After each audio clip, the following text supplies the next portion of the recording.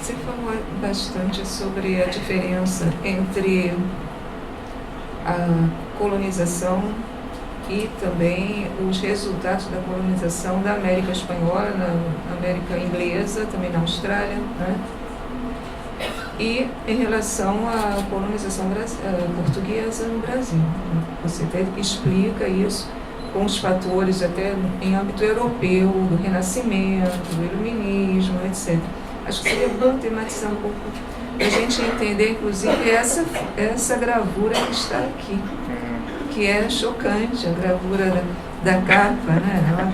Uma gravura bem chocante. Então, explica um pouquinho essa gravura a partir dessa motivação. O que exatamente fez com que nós, brasileiros, fôssemos como somos hoje, diferentes do México, da Argentina ou de outro país?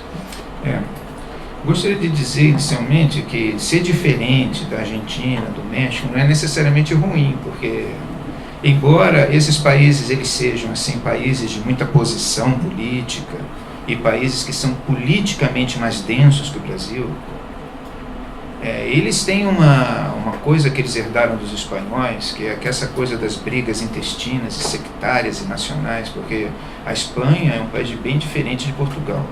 Portugal é um país que você não tem divisões internas. Os portugueses é uma sociedade muito pequena em número de pessoas, né? E eles tinham que povoar o mundo. E o lugar preferencial para povoar o mundo era o Brasil, porque eles não encontraram aqui. Porque também tem outra coisa, que também eu falo no livro, há uma diferença muito grande entre os povos indígenas que habitavam aqui e os povos indígenas que viviam no México, no Peru e na Bolívia. Ali você tinha Estado, você tinha moral, você tinha ordem, você tinha impostos. Então, quando o coroa espanhol chegava lá, agora vocês têm que pagar impostos, vocês têm que se comportar assim, a lei é essa, a lei é aquela, eles sabiam do que estavam falando, porque existia lei no Império Azteca. Aqui não havia lei. Então você chegava para os índios, a lei é essa, os índios ficavam embora, porque era o que aconteceu. Quando a gente conta a história da colonização do Brasil, é assim, os jesuítas desesperados, tentando construir uma vida urbana que não conseguiam, tentando isso, tentando aquilo. Então, existem uma série de particularidades que conduzem ao Brasil como país.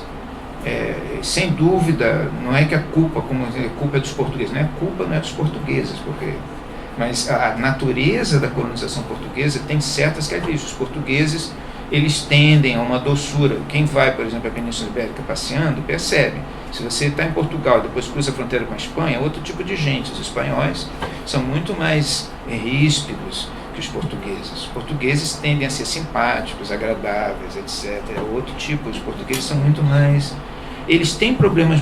A crítica, inclusive, em Portugal... O prefácio do professor José Eduardo Franco, que é professor da Universidade de Lisboa, ele é especialista num pensador jesuíta português, que é o padre Manuel Antunes, que era um pensador que estava à frente da revista Brotéria por muitos anos. O padre Manuel Antunes, ele cita muito o padre Manuel Antunes, porque lendo o meu trabalho, ele se lembrou do padre Manuel Antunes. E o padre Manuel Antunes dizia sempre que Portugal tinha um problema moral. Ele achava que Portugal tinha. Só que Portugal tinha autoridade dentro de Portugal. Você tinha um rei há muitas gerações, você tinha leis, você tinha os códigos, as ordenações, tudo isso. Os portugueses, que com o seu problema moral domado em Portugal, ou mais ou menos, vinham para o Brasil, que era um lugar onde não havia lei. Tanto que as leis nunca pegaram no Brasil. O brasileiro não gosta das leis. Não gosta. As leis existem, mas nós não as obedecemos. Até hoje é assim. A tal ponto que você tem essas constituições imensas, o Código de Licitações no Brasil. Eu sempre falava isso para meus alunos. O Código de Licitações no Brasil, se algum dia isso for encontrado no futuro remoto, a pessoa vai dizer assim, mas o povo brasileiro era o povo mais honesto dos povos, é um historiador fraco, evidentemente. Um outro mais forte vai dizer assim, não, pera um pouco, se você precisa de um volume dessa grossura, para disciplinar as licitações, é porque tem alguma coisa de errado ali. Né? Porque tantas... Vocês sabem disso, como é difícil fazer uma licitação no Brasil. O número de regras, impedimentos de regras, tudo isso não é para controlar, é para facilitar. Veja só, você, mais para o final do livro, quando fala da expulsão dos jesuítas, né, e como os bens dos jesuítas foram dilapidados, no fundo, né? Uma parte foi para a coroa, outra parte foi para os contemplados, né? Militares, etc. Mas você dá um lampejozinho positivo nesse mar caótico aí, quando você fala, acho que é do Marquês do Lavradio, se não me engano. Da Fazenda de Santa Da Cruz. Fazenda de Santa Cruz. Com uma intervenção de uma pessoa, conseguiu evitar um mal enorme, né? Acho que isso é importante também, para a gente resgatar hoje, né? Porque você tinha uma fazenda, que era um acontecimento aqui na economia colonial, a Fazenda de Santa Cruz, era uma fazenda jesuítica, que era, ainda, quer dizer, o prédio ainda existe lá em Santa Cruz, mas ela foi toda retalhada, né? A Fazenda de Santa Cruz era produtora de farinha, de madeira, de carne, produzia não só para o Rio, mas para todo o Centro-Sul, era um lucro importantíssimo. Quando os jesuítas foram expulsos, o Estado, a coroa, ficou com a Fazenda de Santa Cruz, tendo em vista a sua importância estratégica. Mas as pessoas queriam saquear a Fazenda de Santa Cruz, queriam retalhar, cortar, dividir em partes, e já tinham feito uma petição, já tinham juntado todos os títulos da dívida pública, apresentado ao governador, para o governador já sair retalhando, e aí quando isso parou em Portugal, todo mundo já estava concordando, até que alguém pediu vistas. Não no sentido do Supremo Tribunal, você podia dizer, não, pera um pouquinho, não para guardar o negócio. Ele falou, não, pera um pouco, pelo que eu estou entendendo, a Fazenda de Santa Cruz foi uma pessoa lá, a Fazenda é um português. A Fazenda de Santa Cruz, ela é importantíssima para a alimentação e da economia ali do Brasil. Como é que vocês estão querendo? Mas o negócio, o processo já tinha chegado a Portugal, bastava só a assinatura. Não, isso, vocês me desculpem, mas tem que ter um limite na coisa. Não pode, vocês não podem acabar com a Fazenda de Santa Cruz. Aí todo mundo ficou assim, é verdade. Quer dizer, o processo já tinha caminhado todo, os títulos já tinham sido abatidos, tudo já tinha sido reconhecido. Aí, é verdade, aí voltou a decisão para não, a Fazenda de Santa Cruz não vai ser vendida. Aí as pessoas estavam aqui no Brasil, tá bom, não vai ser vendida. A gente pega esses títulos e vai comprar outra coisa qualquer, porque também as pessoas não têm também muitas opiniões e muitas posições, né? Ninguém resolveu batalhar pela Fazenda de Santa Cruz, mas você vê, se você tem uma pessoa que toma uma decisão moral, no caso, né, preocupando com o bem comum, às vezes as coisas são tão terríveis que não há nem como reagir, porque também as pessoas que estão do outro lado não têm opiniões, só têm interesses pessoais. É muito difícil governar o Brasil assim, eu imagino, porque o Brasil é um país que ele é construído, o Raimundo falou, numa estrutura, e tem essa estrutura que ele chamou de um estamento burocrático, né? Que vive às custas do Estado, e isso é inaugurado ali em 1759, já existia antes, mas isso adquire com a ascensão dos contemplados ao poder, né? Que eu explico no meu livro. Então, aqui no Brasil, se não há a única coisa comum é o desprezo pelo bem comum. E isso une não só os políticos, os governantes, mas a sociedade como um todo, de cima a baixo. De cima a baixo. Aí você pega uma instituição como as Forças Armadas, qual é que diferencia as Forças Armadas? É que as Forças Armadas, as Forças Armadas são, o Exército, a Marinha, o Exército é uma instituição moralista. Ela trabalha em função do bem comum, o bem da própria instituição e o bem da sociedade. Então as pessoas, não há nem como chegar perto, porque se não existisse isso, nem existiria o país, porque não existiria nenhuma força capaz de realizar qualquer tipo de ação que mostrasse a necessidade da superioridade do bem comum. Agora, as Forças Armadas estão dentro do país também, então é outro tipo de coisa, tem vários problemas também, tem que ter, porque são brasileiros também. Mas é essa a história. Agora, só pensando assim na importância do projeto dos jesuítas, projeto formativo, também político e econômico, tinha o seu veio econômico forte, proteção dos índios, etc. Mas era um projeto formativo, você explica muito bem, bem centrado a partir de Santo Inácio de Loyola, esse pessoal que está tudo. Como é que você vê isso hoje, no Brasil de hoje? Não é? Que tipo de instância, que tipo de resistência, você já tocou um pouco nisso, que tipo de resistência, que tipo de valores poderiam contagiar as pessoas? Qual seria o papel da educação? Porque os jesuítas trabalhavam fundamentalmente com a educação, com todas as dificuldades que eles havia. tentavam. Né?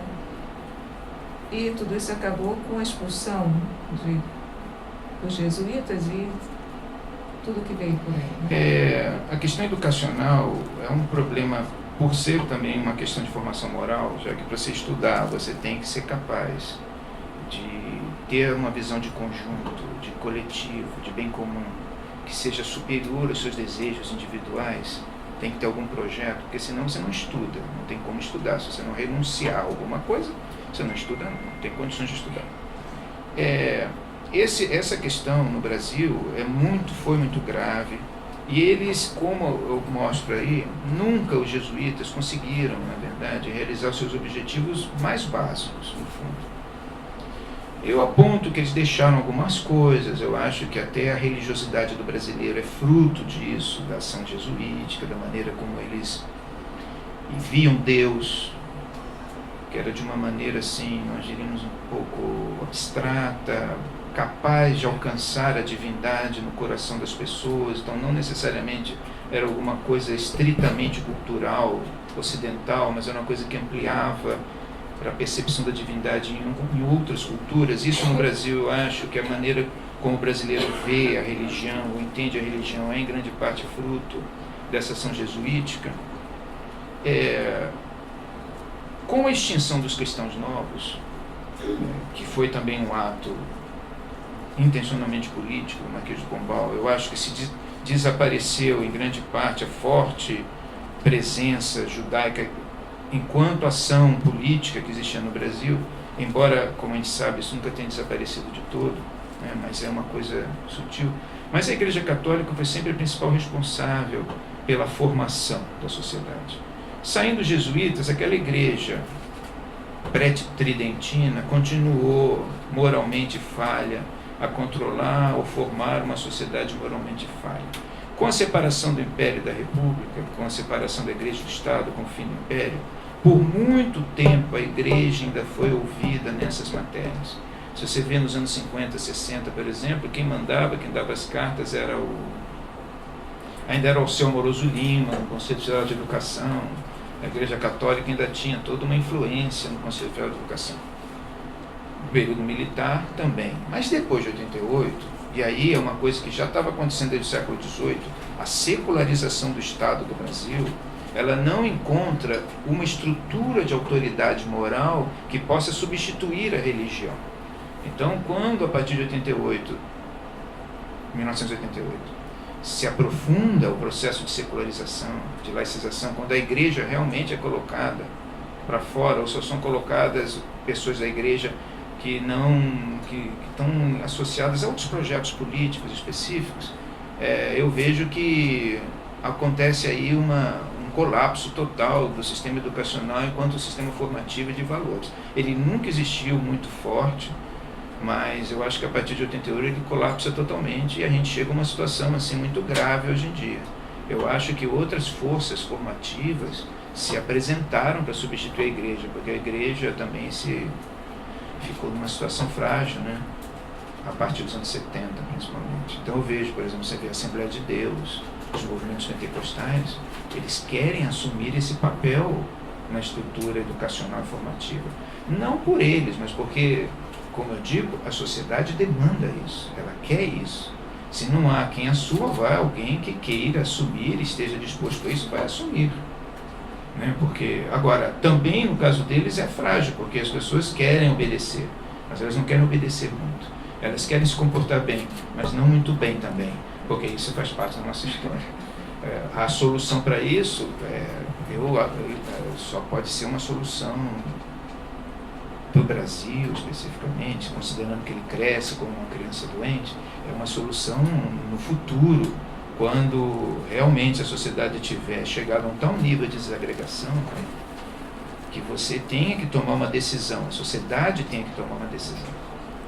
Sempre parece que ela vai tomar, né, em 64, por exemplo, mas não foi suficiente, né? Ou em outros momentos da história. Então, eu acho que isso tem. Agora, o Brasil é um país fascinante, e a história dele é fascinante, porque ela é única. Ela não pode ser comparada com qualquer outra história. E isso impressiona muito, e os portugueses, hoje os intelectuais portugueses são muito impressionados com isso. Salazar era muito, mas os de esquerda também são.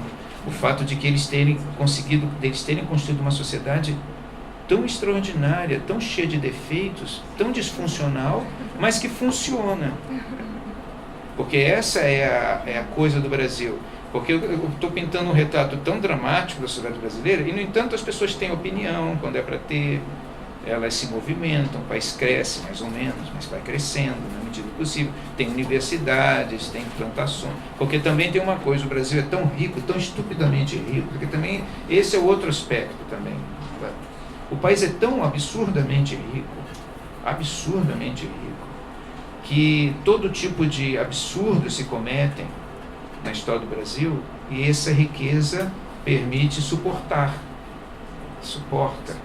Porque as pessoas falam de árvore, hoje é grande, por exemplo, desmatamento de árvore. No entanto, se você pega um avião e sai de avião, indo, por exemplo, de Brasília para Pará, você anda horas e embaixo só tem árvore.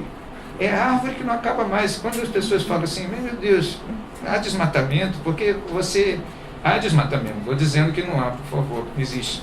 Mas a quantidade de árvores é absurda.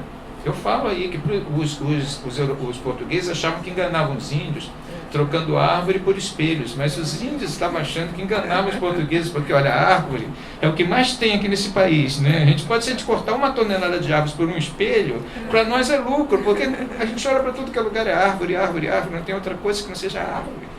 Então, árvore, minérios e água é o que mais tem. Você vê que as pessoas ficam nervosas, às vezes os níveis estão caindo, aí começa aquela questão na mídia, vai faltar água, de repente vem uma chuva e enche os reservatórios. E olha que se gasta muita água, por exemplo, porque é um dos maiores produtores agrícolas do mundo. Em suma, o Brasil é um país singular, então isso é uma contribuição ao debate e à reflexão sobre o Brasil. Nós vamos então concluir. Acho que essa conversa mostrou bastante bem, né, o interesse que o livro desperta.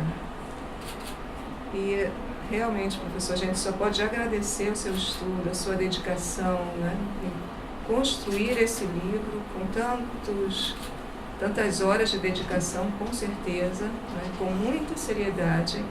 E eu não tenho dúvidas que esse livro vai ser um referencial muito importante para quem quer entender o Brasil e quem quer estudar o Brasil, a história e toda a sociedade brasileira. Mais uma vez, parabéns. Obrigado.